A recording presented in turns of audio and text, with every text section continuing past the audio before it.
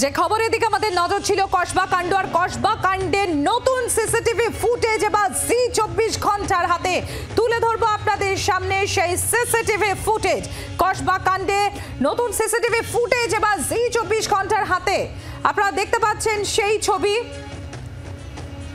জি24 ঘন্টার হাতেই নয়া সিসিটিভি ফুটেজ, এক্সক্লুসিভ সেই ছবি দেখছেন আপনারা জি24 ঘন্টায়।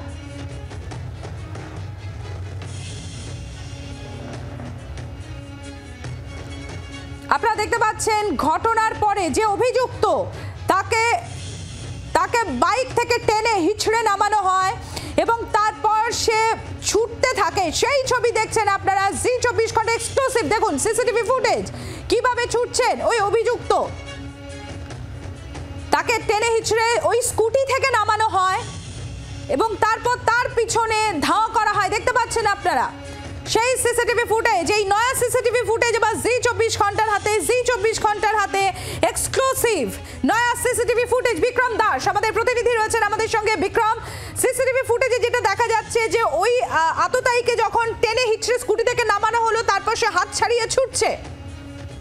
একেবারেই তাই, সিসিটিভি ফুটেজেই সমস্যা স্পষ্ট হয়ে গিয়েছে এবং সেখানেই সেই সিসিটিভি ট্রেল ধরেই কিন্তু মূলত এই অভিযুক্তদের শনাক্ত করার প্রক্রিয়া সেরেছে তদন্তকারী আধিকারিকরা। তুমি দেখতেই পাচ্ছ যে একদিকে যে প্রথম সিসিটিভিটি গতকালই সামনে এসেছিল সেখানে দেখা যাচ্ছে যে কিভাবে একটি স্কুটারে দুজন যুবক তারা এসে দাঁড়ায়, যেখানে ঠিক রাজডাঙ্গাতে বসেছিলেন, বাড়ির সামনে বসেছিলেন সুশান্ত ঘোষ, যিনি ওই এলাকারই কাউন্সিলর, এবং তারপরেই তাকে উদ্দেশ্য করে বন্দুক বার করে গুলি চালাতে যায়। তার মধ্যে একজন অভিযুক্ত যিনি ইতিমধ্যেই ধরা পড়ে গিয়েছে। কিন্তু এবার যে সিসিটিভিতে আমরা দেখাচ্ছি সেখানে কিন্তু মূলত আমরা দেখতে পাচ্ছি যে যখন এই গুলি দেখা যায় যে গুলি বন্দুক থেকে বেরোয় যায় এবং কার্যত মিসফায়ার হয়ে যায়, সেই সময় এই যুবকরা তারা কিন্তু পালানোর চেষ্টা করে, যার মধ্যে একজন ব্যক্তি যিনি স্কুটার চালাচ্ছিলেন, যিনি স্কুটার চালিয়ে নিয়েছিলেন, তিনি সেখান থেকে পালিয়ে যেতে সক্ষম হন। কিন্তু যিনি বন্দুক বার করেছিলেন, অর্থাৎ যাকে ইতিমধ্যে গ্রেফতার করা হচ্ছে সেই যুবরাজ সিং, তিনি কিন্তু ধরা পড়ে যায়। সেই সময় কার্যত যখন তাকে ধরতে যাচ্ছে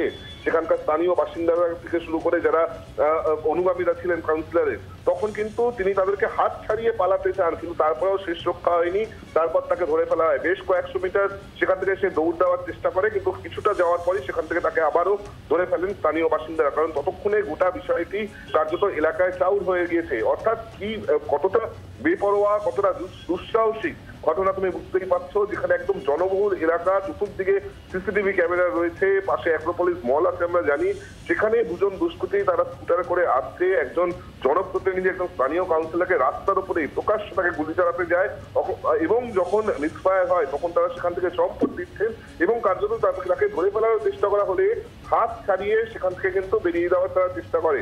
অবশ্যই শেষ রক্ষা হয়নি এবং তারপর কিন্তু শেষমেশ এই যুবরাজ সিং ধরা পড়ে যায়, যাকে পুলিশ ইতিমধ্যেই আজকে আদালতে পেশ করবে এবং তারপর তাকে নিজেদের হেফাজতে নেওয়ার জন্য আবেদন জানাবে। কারণ এই অভিযুক্ত ব্যক্তি এবং তার সঙ্গে আরো একজন ট্যাক্সি চালক যাকে ইতিমধ্যেই গ্রেফতার করা হয়েছে, যার এই গোটা ঘটনায় নলেজ ছিল এবং ইন্টেনশন ছিল বলে পুলিশ মনে করছে, যার ডাইরেক্ট কমপ্লিসিটি পাওয়া গিয়েছে, এই দুজনকে জিজ্ঞাসাবাদ করে বাকিদের হদিশ পাওয়া গিয়েছে, বাকিদের শনাক্ত করা গিয়েছে, কিন্তু তাদেরকে এখনো পর্যন্ত পুলিশ কিন্তু হাতে পায়নি, কারণ এখনো পর্যন্ত তারা পলাতক রয়েছে।